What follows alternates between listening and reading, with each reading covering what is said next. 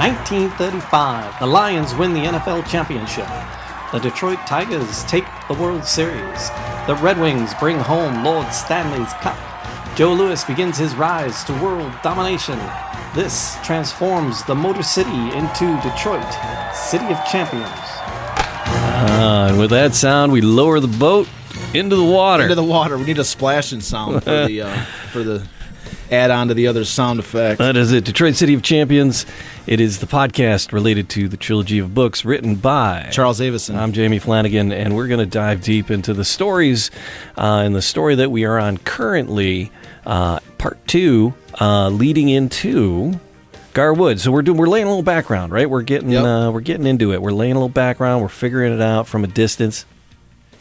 And we want to know about Gar Wood. Yeah, so it's just like we did with Joe Louis. We're gonna we're laying some groundwork for it because it's just this is the kind of story that really can be needs to be savored. Get closer, so, yeah. Well, it sounds a little loud, but we're good. No, don't worry. Cool. So anyways, so last week we talked about the episode title Chris Craft because we started talking about Chris Smith and how Algonac really was. Gonna make you jump. Yes. Yeah. No, that's Chris Cross. Yeah, you got Chris Craft. I make you. Your timing was perfect on that. I set you up for that, Jamie. I threw it at you. You hit it right out of the park. Yeah. So I did not know Chris Craft was a Michigan business. And not only is it a Michigan business, it's an Algonac business, which is right. I mean, it's right here. Yeah, it's right up the road. That's raft off. That's, and like I was saying last week, I've done numerous art. There's an art show out there, and I used to do that all the time. And I'd be on this river, in the whole river. I've done many riverfront art shows, and you always see boats out there. But this is the only place where you just see wood speedboats all day. It's like you're in the 30s. I mean, there's literally Gar Wood or Chris Craft speedboats, in the river, driving in the river on a nice sunny day, and then 50 yards from the art show is the museum. Right. Is the Gar Wood Museum, and with a statue of Gar Wood out front. And I'm selling books on the City of Champions. Like, that was my Graceland. I loved being out there.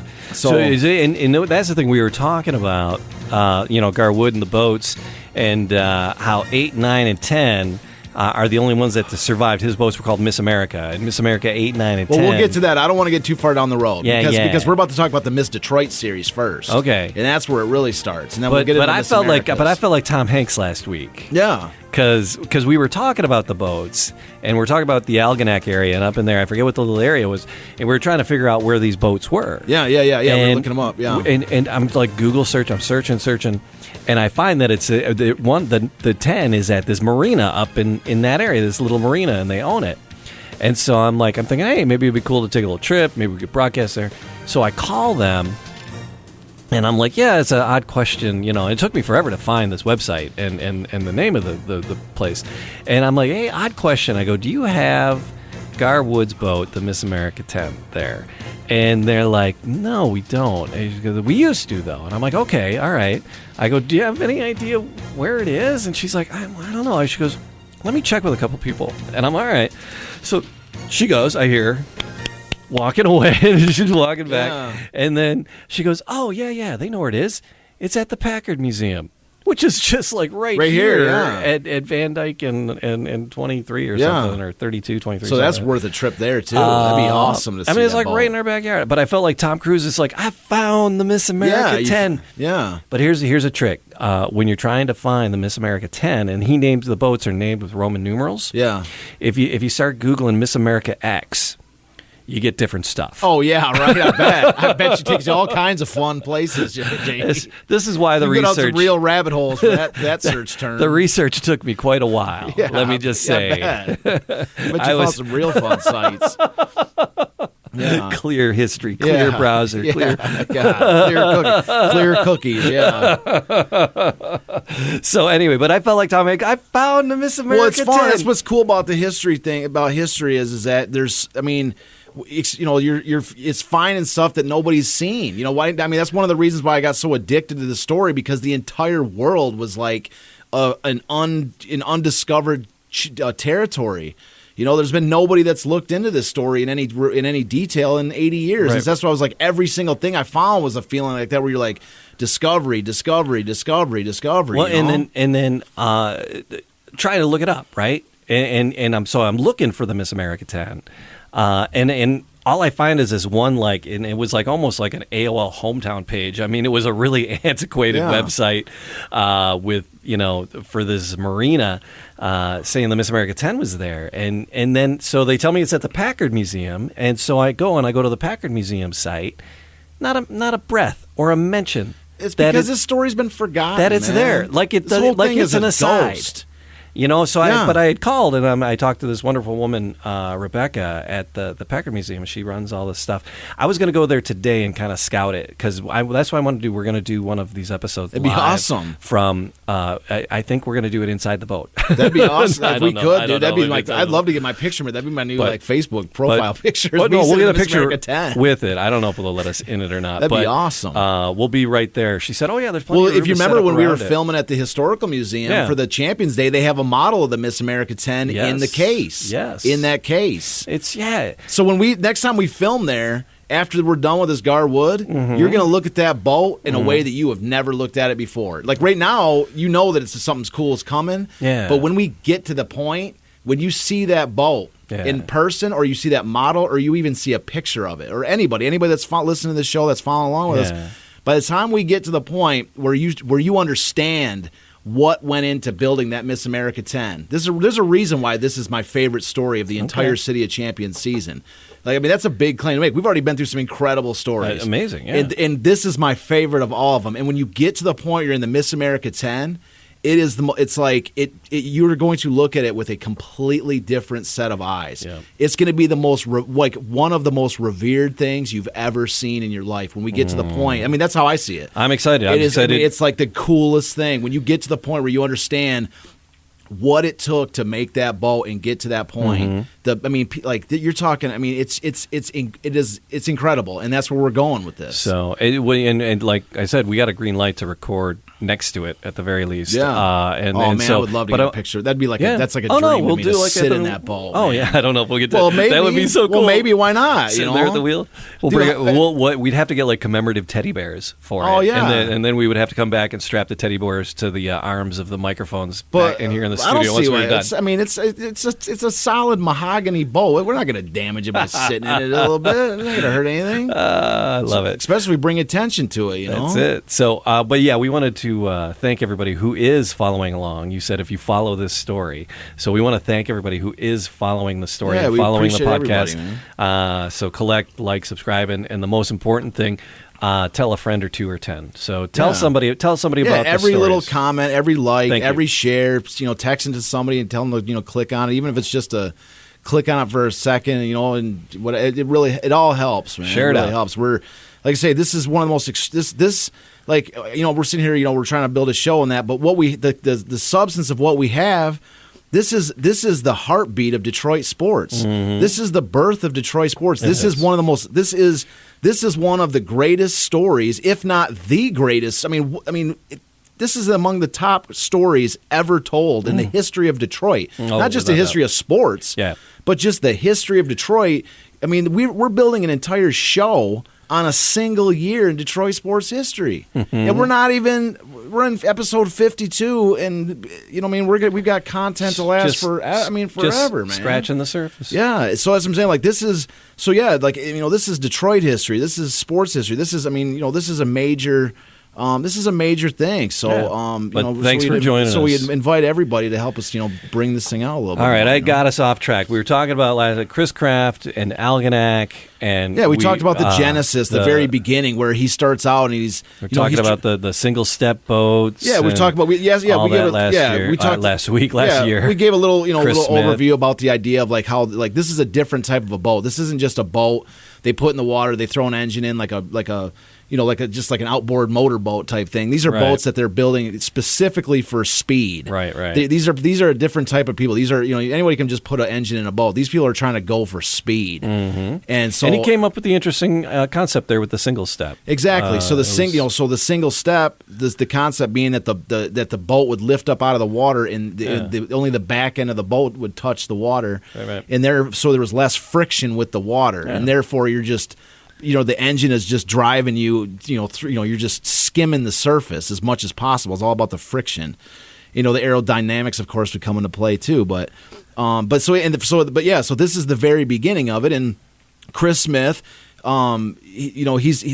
built the first gasoline powered engine, boat in the Great Lakes. And it was in his first. We talked about how it went 9 miles an hour. In his first, it was crazy, Chris. It's a 9 mile an hour boat. And so we talked about how there was a traveling businessman that came through Algonac and saw like the entire city. This is early 1900s, and he goes there duck hunting, which is a big duck hunting area out in Algonac. And he goes out there, and everybody's driving around on these boats. And he's like, what the heck is going on? How do I get me one of them? Like, he's like never seen one, or maybe seen one or two in his life. And then he goes out here, and it's like everybody's just cruising around on him. And he's like, with it, what's going on here? And so that's when he meets the guy who's making him, which is Chris Smith. And he brings Chris Smith's name to attention to a guy in New York who's trying to win these boating trophies, his Gold Cup, the Harmsworth. He's trying to be competitive. And so then this guy's like, well, can he build fast boats? And he's like, yeah, I think so. This guy's, knows what he's doing. He's building boats all over the place. And so that's when he gets commissioned to start, to build. And the first boats he builds and he builds it for, revisit the guy's name. So J. Stuart Blackton, Commodore of the Atlantic Yacht Club. And so he commissioned Chris Smith to build him 3 boats. The first was the Baby Reliance, and it was Blackton bought that for $8,500. He bought that for his own personal use, and then the Baby Reliance 2 and 3, as we're going to see, we'll get into that. But those were his like race boats. Yeah. So today, like I was thinking about how I wanted to introduce the Harmsworth Trophy, like. I wasn't sure. Like in the NHL, it was a little bit different because we could introduce the Stanley Cup right from the beginning because that was like the thing that really drove the competition. And likewise, the Harmsworth Trophy is the same here. But I wanted to. So we're going to slot it in real quick right here. So we're going to interrupt the Chris Smith story to introduce the Harmsworth, and then we're going to drift back into the Christmas story to as it sort of relates to this. So because the Harmsworth Trophy, the Harmsworth Cup is absolutely the heartbeat of what this story is all about, okay? In conveying like how big this trophy is. Right. It's similar.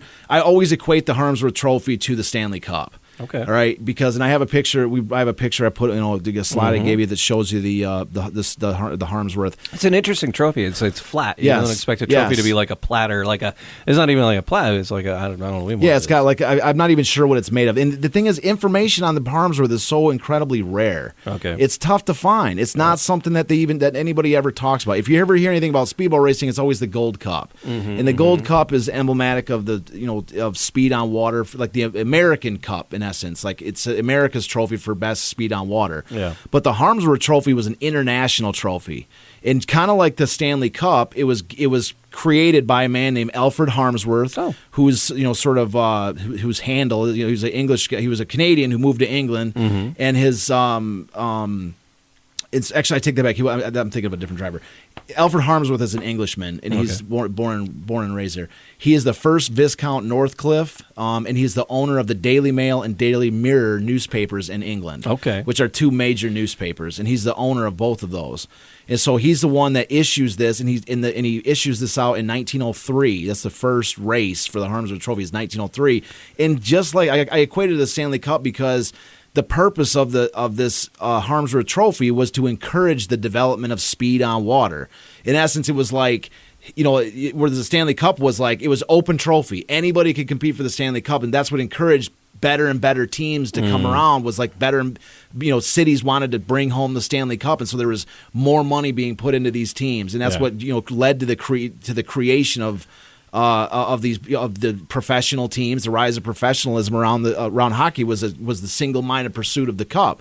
And such was the case with this, because in essence, by an Englishman, by the super rich and at the time very powerful, incredibly well-known man, Alfred Harmsworth, issuing this challenge cup.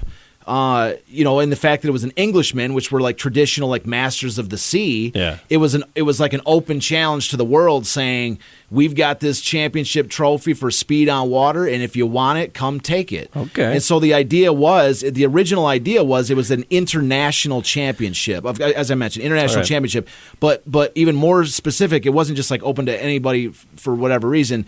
It was believed to be a contest between nations, which meant that boats challenging for the Harmsworth could only be built with materials from that country. Oh. So you couldn't import stuff from around the world. It had to be materials from your country. You can't put that Mitsubishi engine in your American boat. Yes, and as we will see going forward, this is going to be a very important thing to remember, because this is going to lead to all kinds of challenges for these people. Right. Because for the engines, for the wood, for all the stuff they're going to need to build these boats, right, they're restricted by the fact they have to only find materials from their country in order to build it.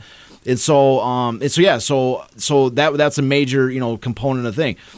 And so the races also, these races, these are not like, hey, we're going to race you to the end of the lake, and that's all there is to it. These are like almost marathon races. Right. I mean, they're racing like 30 or 40 miles for this race. I mean, it's usually involves something like 3 laps. I think the rules all. I don't want to make a statement say they all were the same, laps around a certain thing, but they're usually like a 3-lap race, and it's a single race. It's 3 laps, and you're running like 30-mile race. So your boats, depending on especially where it is in the early days, as we're going to see, early days, they're racing in the Atlantic Ocean. You know what I mean? Like you got to build a boat that is not just fast. It cannot just be fast. It has to be able to take a beating. Yeah. And it has to be engineering. The engineering for it has to be incredibly sound. Right. Because if it hits anything, if it breaks down or has some kind of a fuse blow, like a spark plug blow or whatever like this, and you're out in the middle of this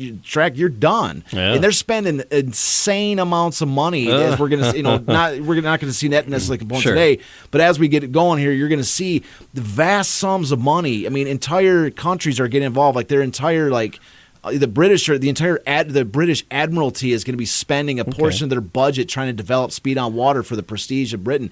Like it's just going to be the biggest thing, and so like everything is going to be riding on these things, and so that's a key component is that the boat has to be like just an absolute beast. It has to be fast, durable, maneuverable, everything. And that's what's so key about this race is that it's when the boats that win these races, they're the best boats, right? It might not necessarily have the fastest every single time, but they're going to be the best. And so that's what this trophy was all about. And so just a kind of a brief rundown history of it. So 1903, the first race. Just reading about the first race, I do a little reading before the show started tonight. And the first race was an absolute I hate to use the the word for body waste removal, but it was an absolute it was a rough patch for all the boats involved in 1903. They could barely, half of them were barely running, and they were just kind of beat up and junky. It was not good, right? It was basically whoever boat could finish the race was winning.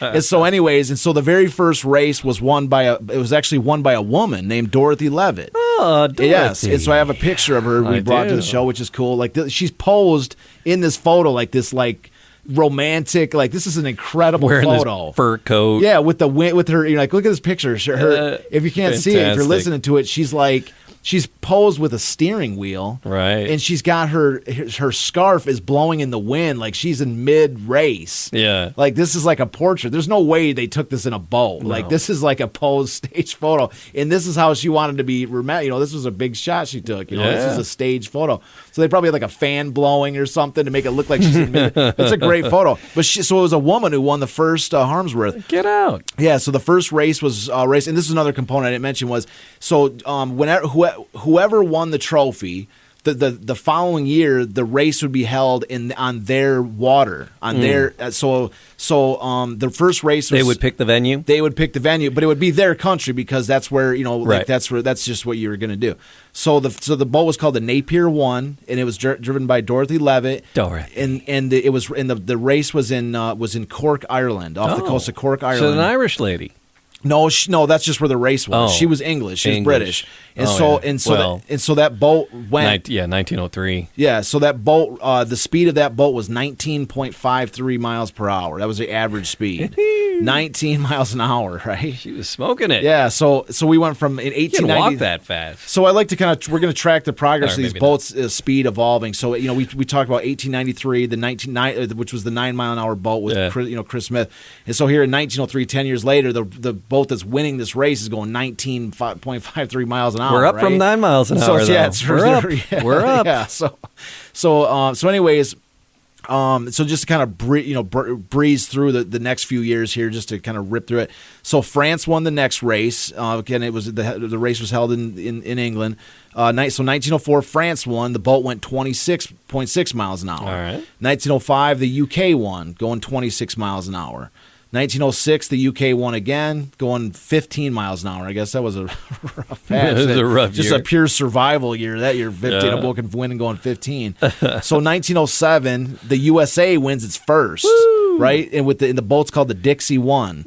USA. Yeah, so the Dixie 1 goes 31.7 miles an hour. 1908, the Dixie 2 wins 31.35 miles an hour. It's one better. Yes, it's 1-7. So 1909, there's no race, but 1910, the Dixie 3 wins, going 36 mile an hour. All right. In 1911, the Dixie 4. There's a pattern here. Yeah, so there's four straight evolutions of the Dixie. The Dixie. Which is wins 40 miles an hour is the final Dixie 4 is what wins. Okay, so anyways, this is the point that we left off last week. Mm-hmm. So this is the point. This is the exact moment that Commodore, that New York Commodore is having Chris Smith build these Baby Reliances. Okay. Because he wants to enter this because the race is in New York. So the race has been going on. The race has been going on. Now the next race is in New York, but it's a different yacht club that's hosting it. And so Right. this Commodore wants to bring the races to his yacht club. Sure. So You I need see? a fast boat. I need to win Yes. it. I got to bring this home. He hears about Chris Smith and Algonac making these boats. I can sell a crap Yes. ton of dacqueries. Yeah, so And exactly. He wants to bring the race there. It's a prestige thing, So, anyways, and so it's at this exact moment, which is 1912, that Chris Smith is entering the scene here, and he's making boats for this Commodore. So he makes the Baby Reliance 1, which is the personal boat for the Commodore, and then Baby Reliance 2 and 3. Those are his racing boats. So as soon as he releases, 1912, he releases the Baby Reliance 2 and 3, and the boats set. So the boat set a new record for speed on water, but this is during the 4th of July festival in Iowa, right? And so the boat set a speed on water record 53.7 miles an hour. Game on. Game on, because the Dixie 4 only went 40 miles an hour. Right. So he's going 53.7. Yep. But you got to do it on the course. This is a thing in Iowa. This is a boat race in Iowa. It's not the Gold Cup, and it's certainly not the Harmsworth, right? Okay. But it gives them hope that this is something that could compete. So in the ensuing Harmsworth of 1912, the Baby Reliance 2 in the first heat, meaning the first lap around the track, the Baby Reliance initially sets a record at 42.69 or 42.679 miles per hour. Okay. But the boats are too light for this heavy waves of the Atlantic. The boats are basically knocked around, and the eventual winner is not either of these Baby Reliances or Chris Smith, but a boat by a man named Sir Mackie Edgar, who's an Englishman, and he's driving the Maple Leaf 4. Okay. And he wins this race with an average speed of 43.18 miles an hour. Oh, there you go. So anyways, so he actually has a boat. I have a graphic of that too. We got this up on the screen. Yeah, that's a Maple good looking Leaf 4. ride there. It's a good looking boat. Yeah, That's majestic. And you can see it's skimming. It's planing in that picture. In the top photo, you get the front. You can see how it's planing. The front end of the boat is out of the water. And then the top of the boat, you can see they've removed the cover so you can see the engine. It's just all engine. It's pure engine. Just it's the engine is like 8 feet long. Yeah. So that was 1913. So the Maple Leaf 4. I'm sorry, that was 1912. That was 1912, and the Maple Leaf 4 wins that race. And so 1913, so Edgar repeats. The Maple Leaf 4 wins again. Ooh. This time averaging 57 miles an hour, and they defend the title because this time the race is moved to England, and he wins the title in England off the Isle of Wight. So 1913. This is he wins this race. So 1914, World War I begins. Okay, yeah. And the races are done. There's Sure. no speedboat races. People dumping money into motorsports. Yeah. When World War, especially since this is now a British, the British have the right to host the race, and if the British aren't involved because they're fighting a war, it doesn't happen. So it's at this point where Chris, without these races, Chris Smith, his financial the even bigger thing is that Chris Smith's backers, these New York backers, were all pretty heavily tied into like trade with Britain, trade with Germany, and this and that. And so with the war on, these guys were all tightening their belts, and they're like, we don't have the extra money to build boats and all this other stuff. Right. And so Chris Smith is basically out of a job. I mean, without these guys wanting to build boats, he doesn't. That's what his job has been. So 1914 to 1915, this sort of brings up the title of the episode that we have here, which I say, where it's Chris Smith and his last 7 cents. That's the title of the episode of today's episode. And so it's at this moment that Chris Smith, without a job, this is the winter and this is the in between 1914 and 1915. This is a quote. This is out of the book Speedboat Kings. And it does a great job sort of talking about the situation Chris Smith is in at this moment, and also kind of foreshadows sort of the next little bit of the story here. So again, this comes from Speedboat Kings, which is a book we talked about last week, which is just to refresh everybody's memory about my absolute find. Yeah. I got the book for like $100. Which was expensive 10 years ago for a book, $100. Yeah, and it's so rare that now we were looking at it before last episode, and it's going for $800 or $750 a book now. I'm like, holy, I don't even know what to do with it. Like I don't. It's anyways. So this comes out of that. If you want the cliff notes from that book, you could just buy mine for $40, and you get a lot of the cliff notes because I'm just reading it right out of mine. Yeah. So this comes again from the Speedboat Kings, and again, J. Lee Barrett was there. This is a guy who was absolutely knew these people of what he's writing about. So this guy was somebody that was there. So according to J. Lee Barrett.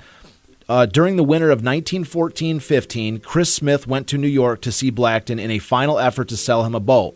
After 4 or 5 days, their things looked pretty bad for Smith. One night, a poker game had stripped him down to his last 7 cents. He received a telegram from Detroit. He tipped the messenger boy the 7 cents and went to bed. That night, he had a dream. He saw a beautiful speedboat being displayed on Cadillac Square, Detroit, beside the Pontchartrain Hotel, and hundreds of beautiful flower girls were throwing basketfuls of dollar bills into the boat. The money had been given by the people of Detroit. In his dream, Smith even began to lay out plans for the boat. That's the idea, Smith told himself the next morning. Build a speedboat for Detroit and raise the money by popular subscription. He borrowed $100 from friends in New York and rushed back to Detroit. At the Pontchartrain Hotel, he met Sherman Woolley and William J. Chittenden. He told them of his dream. The men were interested. That dream can be carried out, Chris, Woolley said. It's the easiest thing in the world. They called a meeting of civic leaders for March 30th, 1915, and organized the Miss Detroit Powerboat Association. Later, I, meaning J. Lee Barrett himself, was appointed secretary. We talked about speedboats and racing that day, about rules and qualifications, about displacement and restrictions. No one in Detroit knew much about these things. Detroit had never seen a speedboat race of any importance. All of the races for the Gold Cup Trophy had been held in the East, on the St. Lawrence River, Lake George, the Hudson River, Chippewa Bay, but never in the Middle West. In the Harmsworth race had never been held west of Long Island. The idea of shipping English boats to the interior of the American continent was unthinkable in 1915. So you see the situation here. Yeah. He's like looking for a job, and he's like, "Well, what about Detroit? Yeah. I'm going to bring, so the idea is that he has this dream Yeah. Right? That these girls are throwing little dollar bills into build this boat. And so these guys It's are like some original crowdsourcing. 100%. And these guys are like, that's the easiest. Nothing's new. Yeah, they're like, this is the easiest thing in the world. We're going to build this boat, right? So, as you can tell, as it's sort of foreshadowing, that's what they make this happen. Yeah. So in 1915, Chris Smith builds the Miss Detroit 1, right? He builds this with a 250 horsepower Stirling engine. In 1915, the boat wins the 1915 Gold Cup in Manhasset Bay, New York. I don't have the speed for that particular race, but so he wins that race. So the boat is driven by two guys named Jack Beebe and John Freckles Milst. John Freckles Milot. So Milot. So it's for once again he's winning races, he's setting records, he's going, he's putting up speed records. Unfortunately. As great as it sounds to have dollars and pennies coming from heaven and people, little, flower girls throwing dollar bills into the boats, it didn't necessarily happen like that, because by the end of this entire escapade, the Miss Detroit Powerboat Association owed Chris Smith $1,800. Yeah, it's a lot of money. A lot of money in 1915. Yeah. And so now the Miss Detroit 1 wins the Gold Cup. The race, the boat race, is coming to Detroit the following year for 1916. But there's no money. They owe him $1,800 for this, right? And so now basically he's not really in much better situation as he was after this, where he was down to his last 7 cents. And so Chris Smith, for the 1916 race in Detroit, Gold Cup race in Detroit, Chris Smith is forced to accept a commission from a group of Minnesota sportsmen to build them a boat to race in into this Detroit race. Dang it! So he builds the Miss Minneapolis for them. And the Miss Minneapolis beats the Miss Detroit on Detroit's home river for the 1916 Gold Cup. So Chris, Chris was like, hey, if you had paid me. Yeah, well, yeah. So it's a little disappointing that it's horrible. So the Miss Minneapolis beats the Miss Detroit on the inaugural Detroit River Gold Cup. Dang it! And so after the 1916 Gold Cup, the Miss Detroit, because he wasn't there to build it and to make the tune-ups of it for the 1915 race. Right. The 1916 race, because he wasn't there to upgrade it and all that, and they had no money obviously to put into it. Yeah. So at the end of this race, the 1916 Gold Cup race, the Miss Detroit is just a beater. Yeah. It's just beaten to heck, and it's just done. The boat's just finished. And so that sort of leads me to my final little quote, because this quote's going to sort of take us toward, leave us off towards the towards the next episode, but it's just amazing. It's an incredible setup quote. Again, this is from Speedboat Kings. This is basically most of the quotes I have in this section are. Yeah. So again, this is J. Lee Barrett talking about this, and he was the secretary of as we saw in the last quote, he's the secretary of the Miss Detroit Powerboat Association, right? So he's in very well placed to know all of this stuff, right? Right. So our Miss Detroit was a broken, battered hulk after the race, fit only for junk. Some of us were actually going to junk the boat. Metzger, Dodge, Barlam, and Shantz ordered me to sell the boat to the highest bidder. Maybe we'll get something out of it, they said. Liquidate our obligations and wind up the affairs of the Miss Detroit Powerboat Association. So one day I made a plea at the noonday meeting of the Detroit Exchange Club for some loyal Detroiter to buy the boat. It so happened that one man in all the world who was interested in a used speedboat was in that room when I spoke. He stood up, a slim, dark-haired, modest fellow about 35 years old. I had never seen the man before. How much do you want for that boat? He called out from the back of the dining room. Silence swept the room. The man didn't look to me like he could buy a $1,800 boat. I leaned over to Judge Sherman Callender sitting at my side, said, "Shall I tell him the price?" "Sure," the judge says. "Take a chance." I straightened up and told the stranger the price. "I've got $1,000, he said. "I'll give you 6 months' note for the balance." I whispered to the judge, Is his note good for $800? The judge replied, "His word is good for $1 million." The boat was sold to Gar Wood. Gar Wood buys the Miss Detroit. There you go. And the foundation is set. So that's where you can't. I don't want to take it any further. Than that, sure. He's like, he's like, is he good for $800? And wait till we hear about Gar Wood. The beginnings of Gar Wood and how he makes his money and stuff. He's like, his word's good for $1 million. So Gar Wood buys the I Miss got Detroit 1,000 one on me. Yeah. So the Miss Detroit one. This is so now it's like so that's where we're going with this. I'm digging it. That you get the picture of the Miss Detroit up there. So you've got this genius boat builder. So the long and short of the last really two episodes here is you got this genius boat builder raised. He's in our own backyard in Algonac. Yeah. And so he's building boats, but he's got no money. He's got no stability. And he's looking, he's a genius. I mean, this guy's a genius. Every boat he builds is winning gold cups, and the guy starts off his life, 1893 building the first, gasoline-powered boat in the Great Lakes. This guy, Chris Smith, is awesome. He's awesome by himself. Oh, yeah. But then all of a sudden, the guy in the back of the room stands up and is like, "I'll tell you, how much you want for that boat?" It's a beater, like $1,800. They want to settle the debt with Chris Smith. Sure. And he's like, yeah, I'll give you 1,000 now and 800. I'll give you a note for the balance. The other 800. They're like, are you sure we could trust that? No, they're like, yeah, we could trust it. It's Gar. Yeah. So anyway, so that it's just such a great but that little quote right there, that's how J. Lee Barrett's writing is in his book, right? And it's just he just sets you up, man. It just sets you up for the next hit, next that he talks about something, then bam, hits you with something else. And he was there. He was boots on the ground. He was. He says right here. He was in the room. He says where it happened. In the room. I leaned over to Judge Sherman Callender sitting at my side and said, "Shall I tell him the price?" Yeah. He was the one that even said $1,000 to Gar Wood. Or $1,800. He's the one that told Gar Wood the price in that situation.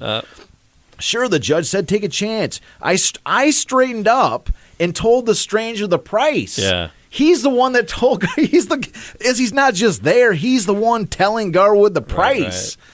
Right. That's awesome. They talk about firsthand primary source. Yeah. He's there in the room on the dais. Yeah. And that's how I think the whole story with Gar Wood.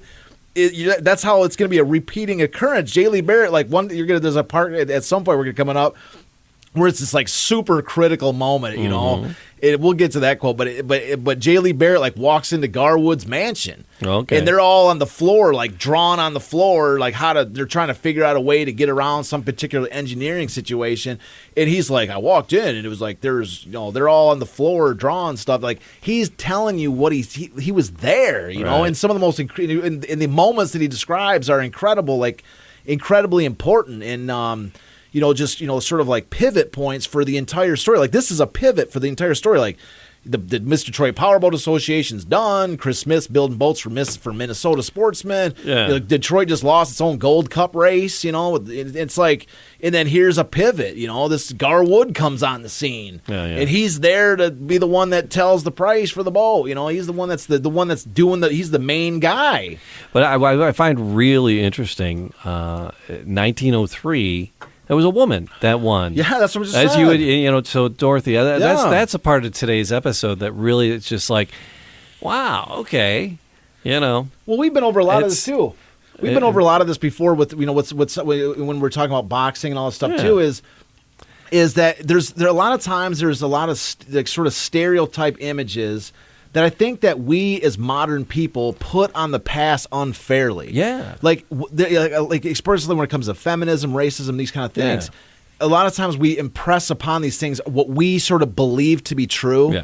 That there's certainly truth to these things, but there was a lot of again, to use the same word, pivots in things that happen that led the world away from some of these darker paths that it was on or had been doing. Mm. And this is an example. 1903. You don't think of 1903, a woman featuring in this speedway race and winning the first Harmsworth, which we're going to see, the Harmsworth Trophy was going to become one of the most important and most coveted trophies on earth. Right. It's a woman winning it. And she's cool as hell. Look at the picture of her. It is. You really couldn't have. This is one of the most epic. Anybody that's not I wish we could kind of post that as our thumbnail picture. I can.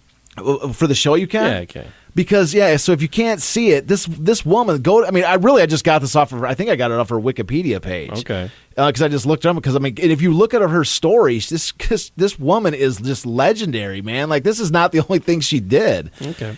But this picture of her is like one of the most epic photos you're ever gonna see. Like, this girl is like 1903. Like, she's just awesome. So, but that's what I'm saying is, like, there's the world, like, it's illuminating to see people in the early 1900s not living up to the stereotypes that a lot of times modern world puts on them. Every time I turn around this story and the parts to it, it just get better and better. I know. It's just better. The Gar Wood, better and better and better.